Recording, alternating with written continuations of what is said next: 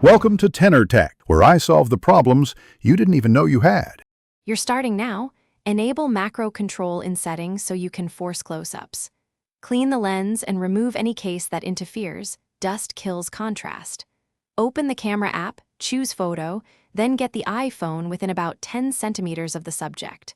Once you're close enough, use macro control to lock macro mode. This prevents the camera from hunting. Make sure to steady the phone with both hands or a small tripod so you don't lose focus the moment you begin composing. Now refine composition and exposure. Position light at a low angle to reveal texture, and use a ring LED for even coverage. Tap and hold the screen to lock AE/AF, then nudge the phone forward or back millimeters to find pixel-perfect focus, because pinch to zoom reduces quality. Once done, lower your shutter speed to 1/3 to 1/5 of a second if you have stabilization or a tripod.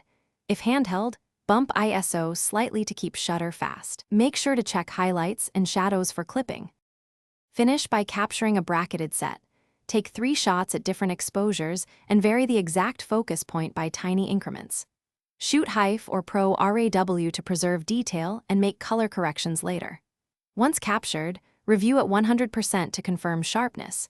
If you see soft frames, enable macro control or switch to a manual focus app to lock focus precisely. If focus keeps hopping, increase light. Use diffused fill to boost contrast and stabilize the phone. These fixes stop hunting and give consistent macro results.